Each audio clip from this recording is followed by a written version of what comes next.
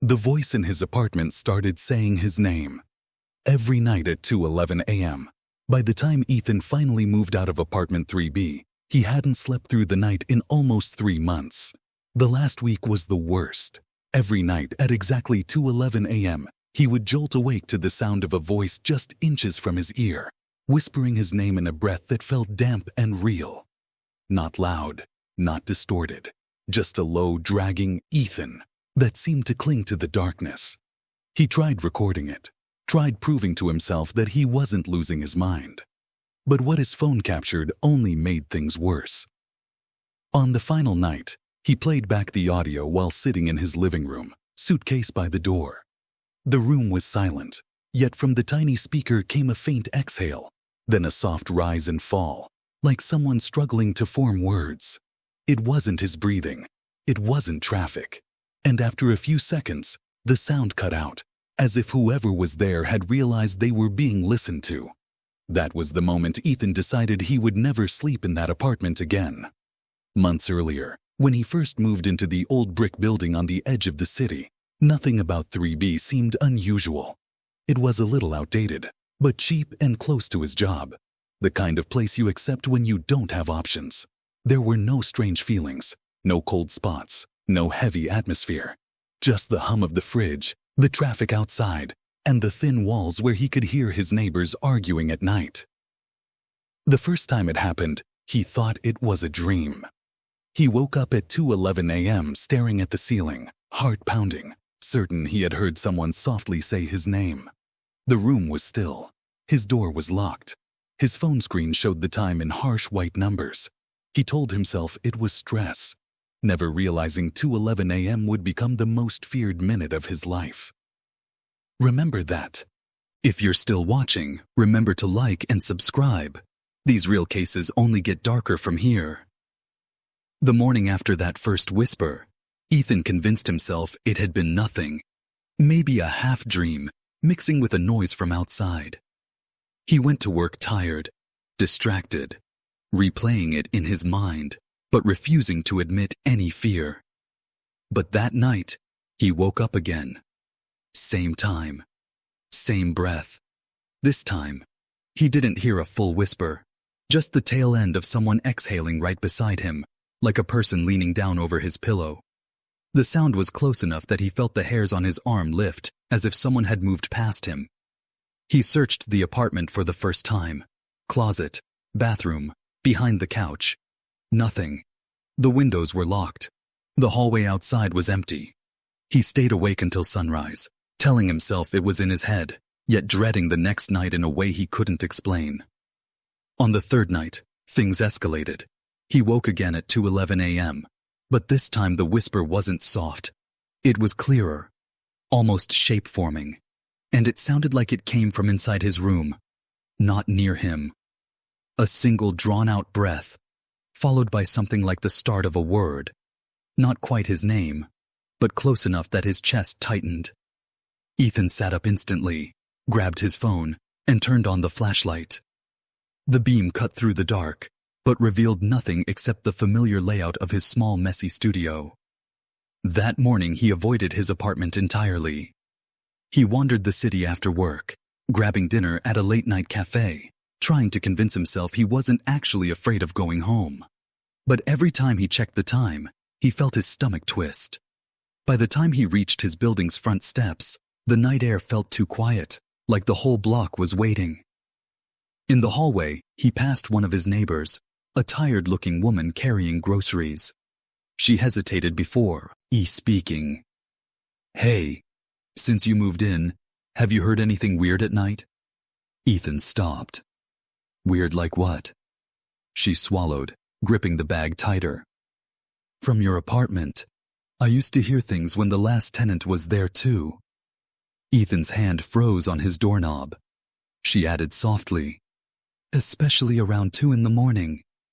Something inside his apartment shifted when he opened the door. A soft tapping, like fingers brushing the wall.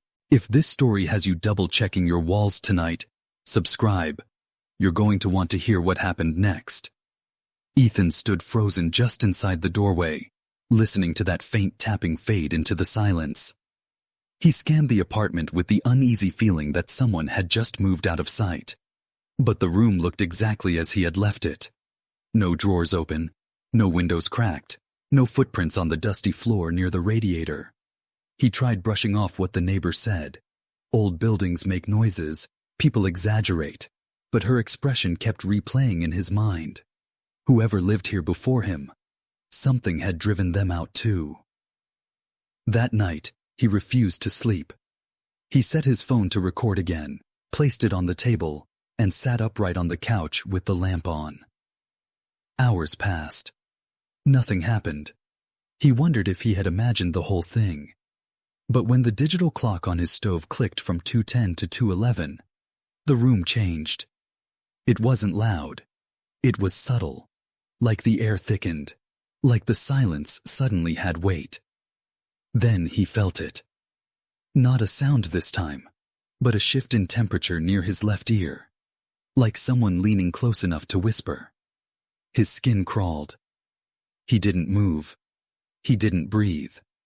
He waited for the voice, the breath, anything. But all he heard was the faint hum of the refrigerator. After almost a full minute of stillness, he reached for his phone with shaking fingers and stopped the recording. The next morning, he listened to it. There was nothing unusual, until he reached the moment he remembered feeling the cold shift. At that exact point in the audio, there was a sound. Not a whisper, not a breath, but a small, low vibration. Like a mouth trying to form a word but unable to push it through. It was quiet, too quiet, but undeniably human.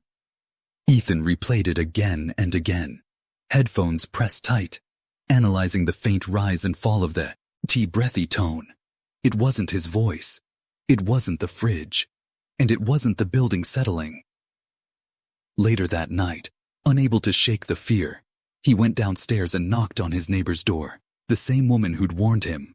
She opened quickly, as if she had been expecting him. Before he could speak, she whispered, "You heard it too, didn't you?"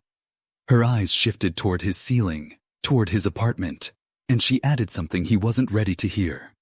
It started the same way for him. The last guy who lived in your unit. Ethan felt the hallway tilt beneath him as the neighbor's words sank in. The last guy. The one before him. The one she mentioned on the stairs a few days earlier but never explained. He stepped inside her apartment when she quietly motioned for him to follow. Her living room was small, warm, comforting in a way his own apartment never was. She closed the door gently, as if afraid the sound might travel upstairs. "I didn't want to scare you," she said, sitting across from him.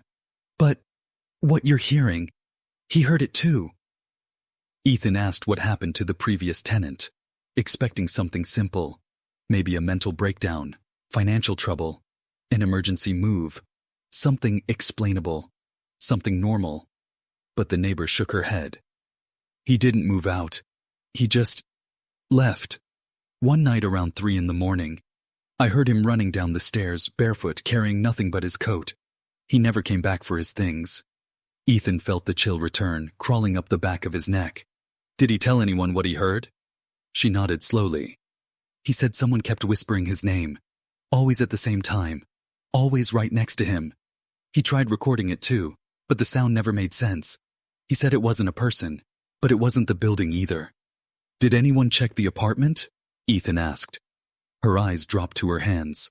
"The landlord had someone look, but they didn't find anything wrong, and I know how that sounds. But the night he left, I heard something through the vents. It wasn't words, just breathing, like someone was in his room, standing very still." Ethan tried to steady his own breathing, but each inhale felt thinner. "Why didn't you warn me when I moved in?" he asked. She hesitated. "Because sometimes it stops. Sometimes months go by with nothing. I hoped it would leave you alone." Ethan stood, ready to leave, when she added one last detail. "Something that stopped him cold. He told me something before he ran out, something I thought was paranoia." She looked directly at Ethan. He said the voice wasn't calling him, He said it was practicing. Ethan left her apartment slowly, walking back upstairs with a knot in his chest. And when he opened the door to his unit, the lamp he left on was now off. Ethan froze in the doorway, staring at the dark shape of his apartment. He had left the lamp on. He was sure of it. The switch was flipped down now, as if someone had walked in after him and turned it off deliberately. The room felt heavier than before, the shadows thicker. Even the quiet sounded wrong, like the air itself was holding its breath. He took a cautious step inside and clicked the lamp back on. Warm light flooded the room, revealing nothing unusual. No signs of entry, no shifted furniture, no open windows. But the stillness in the air told him he wasn't imagining what had changed. Something had been inside while he was downstairs. Something that didn't want the lights on. Ethan refused to sleep. He sat on the edge of his bed, fully dressed, recording app open on his phone. Screen brightness turned low. Midnight passed. 1 a.m. passed. Every creak of the building felt amplified. Every whisper of wind outside sounded too close to the walls. By the time the clock clicked to 2:10 a.m., his chest was tight enough that he could feel his pulse in his ears. At 2:11 a.m. it happened. Not a whisper this time. Not breathing. Something moved. A soft shift of weight on the floor near the foot of his bed, like someone had taken a careful step. Ethan's eyes locked onto the darkness, wide and unblinking. He didn't dare reach for the lamp. He didn't dare breathe. Then came the sound, quiet, trembling, shaped. Not a voice. Not yet. Just the beginning of a word. A slow exhale curling into a single syllable. A practiced start to his name. He scrambled out of the apartment that night with nothing but his jacket and keys, running down the stairs exactly the way the last tenant must have. He didn't return. Not for his clothes. Not for his phone charger. Not for anything.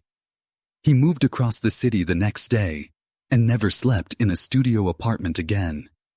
Few months later, when he finally gathered the courage to listen back to the last recording, the final seconds were unmistakable. A breath. A pause. Then, shaped with slow precision, not his name, but a new one. As if whatever was in that apartment had already moved on and was practicing again. If this story kept you on edge tonight, subscribe before the next one finds you first.